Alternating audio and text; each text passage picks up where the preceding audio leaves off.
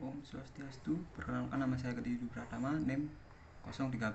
Baik, di sini saya akan mempresentasikan sistem informasi manajemen, yaitu materi penerapan informatik manajemen sistem pada KUD Karma Bumi Amerta.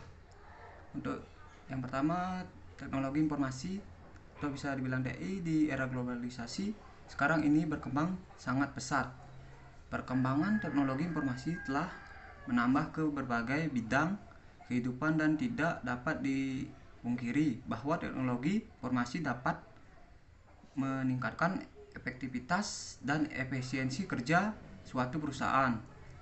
Pemanfaatan sistem informasi saat ini merupakan isu fundamental pada setiap organisasi, baik organisasi bisnis maupun non-bisnis. Perkembangan dunia sistem informasi merupakan salah satu contoh perkembangan ilmu pengetahuan dan teknologi yang mengalami kemajuan pesat. Sistem informasi merupakan sekumpulan komponen informasi yang saling terintegrasi untuk menghasilkan tujuan yang spesifik mungkin. Komponen yang dimaksud diantaranya komponen input model, output, teknologi, database, dan komponen pengendali. Hampir tidak ada keterbatasan antara ruang dan waktu sehubungan dengan teknologi sistem informasi tersebut, terutama perkembangan internet, intranet maupun extranet. Untuk selanjutnya yaitu ke pengertian sistem informasi manajemen. Sistem informasi manajemen merupakan jaringan informasi yang dibutuhkan dalam menjalankan tugasnya untuk kepentingan organisasi, terutama dalam mengambil keputusan dalam mencapai tujuan organisasinya. Teknik sistemasi informasi manajemen merencanakan serta mengendalikan operasi komputer telah menambah salah satu atau dua dimensi seperti kecepatan, ketelitian, dan volume data yang meningkat, yang memungkinkan pertimbangan alternatif yang lebih banyak dalam suatu keputusan. Yang di dalam suatu organisasi terdiri atas sejumlah unsur, orang, kegiatan, atau tugas yang harus diselesaikan tempat bekerja, wewenang pekerjaan, serta hubungan komunikasi yang meningkat bersama organisasi tersebut. Selanjutnya yaitu pengertian sistem informasi manajemen menurut para ahli. Yang pertama, sistem informasi manajemen menurut James A.F. Stoner. James A.F. Stoner mengemukakan bahwa sistem informasi manajemen merupakan metode formal yang menyediakan berbagai informasi yang tepat waktu, dapat dipercaya bagi pihak manajemen. Informasi ini digunakan untuk mendukung proses pengambilan keputusan dalam kegiatan perencanaan, pengawasan, dan fungsi operasi sebuah organisasi yang lebih efektif. Untuk yang kedua, sistem informasi menurut George M. Scott. Sistem informasi manajemen menurut George M. Scott yaitu serangkaian subsistem informasi secara menyeluruh serta terkoordinasi secara rasional dan terpadu dan mampu mentransformasi data yang ada sehingga menjadikannya sebagai informasi melalui serangkaian cara untuk meningkatkan produktivitas yang sesuai dengan gaya dan sifat manajer atas kriteria mutu yang ditetapkan. Di sini bisa dibilang sistem informasi manajemen memiliki sifat yang perlu digarisbawahi.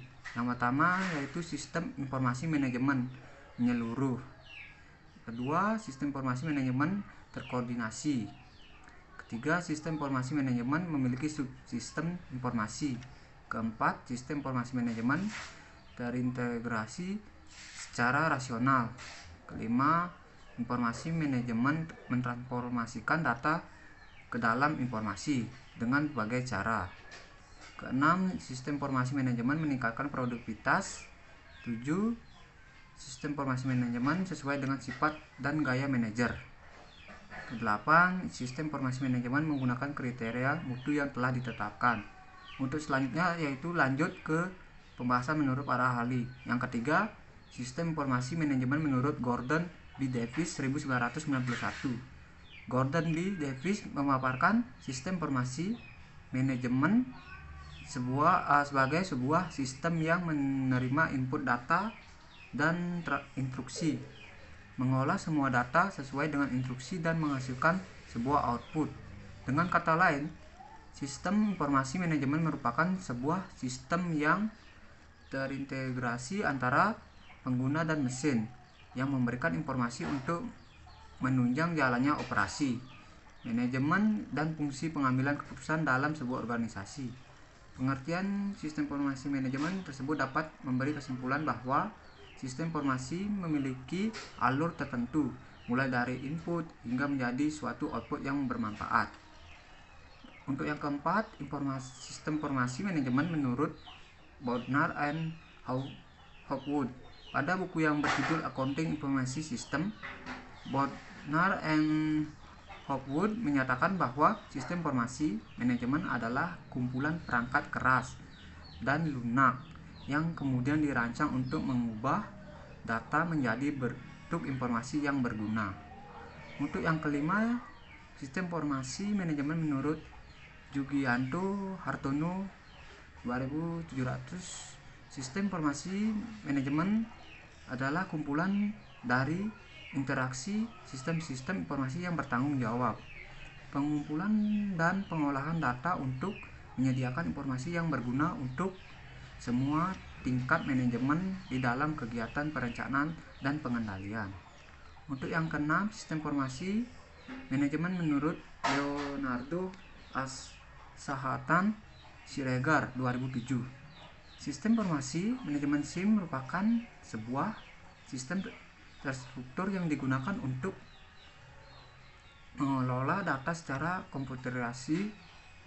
Di dalam SIM terdapat beberapa fungsi yang dibutuhkan, yaitu pencarian, pemutahiran, presentasi data, dan penyimpanan data.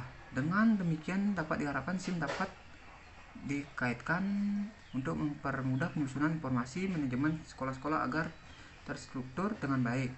Bantuan operasional sekolah BOS merupakan bantuan yang diberikan pemerintah untuk melancarkan program belajar 9 tahun, sehingga diperlukan informasi basis data tiap sekolah dasar agar lebih mudah dalam pendistribusiannya. Sistem informasi manajemen sekolah dasar atau bisa dibilang SIM SD dibuat dari penggabungan informasi data tabular dan data spesial yang akan menghasilkan basis data sekolah yang lebih mudah penggunaannya, user friendly. Hasil dan analisa SIM ini berupa sistem informasi basis data tiap-tiap sekolah yang meliputi data spesial dan data tabular.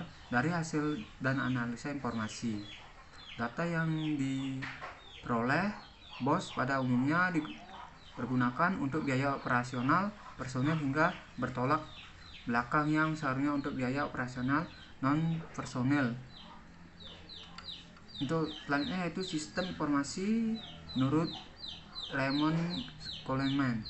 Raymond Coleman memaparkan mengenai sistem informasi manajemen yang efektif. Menurutnya, sistem informasi manajemen yang efektif adalah apabila sistem tersebut mampu memberikan data yang tepat waktu, cermat, dan penting bagi proses perencanaan, analisis, dan pengendalian manajemen. Hal ini digunakan mengoptimalkan pertumbuhan organisasi. Untuk yang ke-8 yaitu sistem informasi manajemen menurut Ashar Susanto. Ashar menekankan pada pendekatan sistem adalah kumpulan dari subsistem atau bisa dibilang bagian atau bisa dibilang juga dengan komponen, baik komponen fisik ataupun non fisik yang saling berkaitan. Komponen saling berkaitan dengan kegiatan informasi manajemen seperti pengendalian, pengevaluasian, dan perbaikan yang berkelanjutan.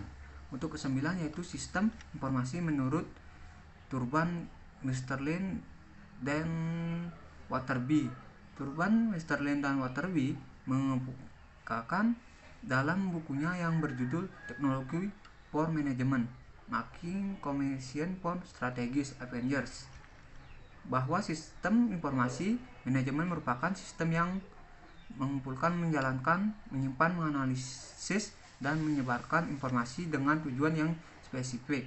Untuk yang terakhir yaitu 10 sistem informasi manajemen menurut The Encyclopedia of Management. Pada Encyclopedia of Management menjelaskan sistem informasi manajemen ialah pendekatan yang secara terancam dan tersusun untuk memberikan bantuan dalam memudahkan proses manajerial kepada pejabat pemimpin organisasi, atau bisa dibilang mukjizat 2005. Baik, untuk selanjutnya tujuan sistem informasi manajemen. Yang pertama, menyediakan suatu informasi untuk pengambilan suatu keputusan. Kedua, menyediakan suatu informasi yang digunakan di dalam suatu perencanaan, pengendalian, pengevaluasian, dan juga perbaikan berkelanjutan.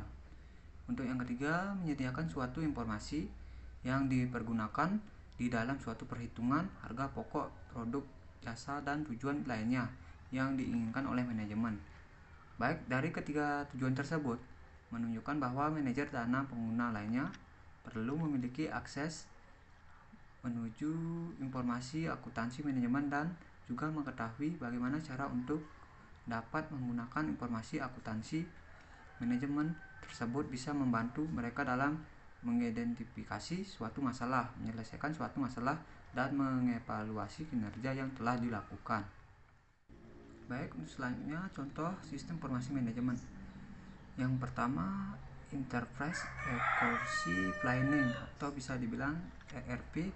Sistem ERP ini sistem informasi manajemen sering digunakan oleh perusahaan besar untuk mengelola manajemen dan melakukan pengawasan yang terintegrasi terhadap unit bidang keuangan, akuntansi, SDM, pemasaran, operasional, dan pengelolaan persediaan. Yang kedua, Supply Chain Management. SCM menyediakan data yang terintegrasi terkait manajemen supply bahan baku dari pemasok, produsen, pengencer, hingga konsumen akhir. Untuk yang ketiga, Transaction Processing System. Bisa dibilang berguna untuk proses data dalam jumlah yang besar dengan transaksi bisnis yang rutin. Program ini biasa diaplikasikan untuk manajemen gaji dan inventaris. Contohnya adalah aplikasi yang digunakan untuk bantuan keuangan Desa Repot Jawa Timur. Untuk yang keempat yaitu Office Automation System. Sebagai contoh sistem informasi manajemen berguna untuk melancarkan komunikasi antara departemen dalam perusahaan. Proses yang dilakukan dengan cara mengintegrasikan server-server komputer pada setiap user di perusahaan, contohnya adalah email. Untuk yang kelima, Knowledge Work System.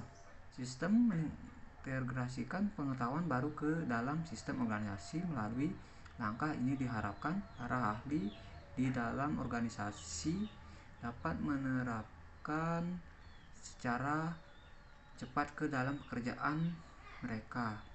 Untuk yang keenam, Informatic Management System. Sistem informasi manajemen menggunakan sistem IMS berfungsi dalam mendukung spektrum berbagai tugas dalam organisasi. IMS juga dapat digunakan untuk menganalisa dalam pembuatan keputusan. Sistem ini dapat menyatukan berbagai fungsi informasi melalui program komputerisasi seperti e-procurement. Untuk yang ketujuh, Decision Support System atau bisa dibilang DSS. Sistem ini membantu para manajer dalam mengambil keputusan dengan cara mengamati lingkungan pada perusahaan. Contohnya link elektronik di sekolah, tunas bangsa, dan mengamati jumlah pendapatan atau pendaftaran siswa baru setiap tahun. Untuk yang ke-8 yaitu Expert System dan Artificial Intelligence. Konsep dalam sistem informasi manajemen yang menggunakan kecerdasan buatan untuk menganalisis dan menemukan pemecahan masalah dengan menggunakan pengetahuan tenaga ahli yang telah diprogram ke dalamnya. Sebagai contohnya adalah sistem pada penjadwalan mekanik. Untuk yang terakhir yaitu Executive Support System. Sistem ini membantu manajer dalam berinteraksi dengan lingkungan perusahaan dengan berpegang pada grafik dan pendukung komunikasi lainnya. Baik, untuk selanjutnya yaitu jenis-jenis pengambilan keputusan. Di sini dijelaskan ada 3 jenis pengambilan keputusan.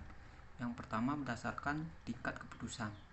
Artinya pada umumnya sebuah lembaga memiliki hierarki manajemen. Secara klasik hierarki ini terbagi atas 3 tingkatan, yaitu manajemen puncak, manajemen menengah, dan manajemen tingkat bawah. Untuk yang kedua, keputusan yang berdasarkan regularitas dibagi menjadi 2, yaitu pengambilan keputusan program. Bisa diartikan pengambilan keputusan yang bersifat rutinitas dan berulang-ulang dengan cara penanggulangan telah ditentukan untuk penyelesaian masalah melalui prosedur, serangkaian langkah yang berhubungan dan berurutan yang harus diikuti oleh pengambilan keputusan, aturan, ketentuan yang mengatur yang harus dilakukan dan yang tidak boleh dilakukan oleh pengambilan kebijakan pedoman yang menentukan parameter untuk membuat keputusan. Untuk yang kedua, pengambilan keputusan tidak terprogram. Pengambilan keputusan yang bersifat tidak rutinitas dan digunakan untuk menyelesaikan masalah yang tidak berstruktur. Untuk yang ketiga, bisa dibilang keputusan berdasarkan lingkungan. Keputusan ini bisa dibedakan menjadi 4. Yang pertama, pengambilan keputusan dalam kondisi pasti. Kedua, pengambilan keputusan dalam kondisi beresiko. Ketiga, pengambilan keputusan dalam kondisi tidak pasti. Keempat, pengambilan keputusan dalam kondisi kompleks. Jadi, dapat bahwa disimpulkan sistem informasi manajemen adalah sebuah sistem di mana di dalamnya terdapat jaringan prosedur pengelolaan data dan perencanaan data dan pengontrolan data yang dikembangkan dalam sebuah organisasi untuk disahkan dan digunakan agar dapat memberikan data atau informasi kepada manajemen perusahaan untuk mendukung pengambilan keputusan dalam rangka mencapai tujuannya organisasi. Baik, sekian pemaparan dari materi dari saya. Apabila ada kesalahan kata mohon dimaafkan. Akhir kata saya tutup dengan Parama Santi. Om Santi Santi Santi Om.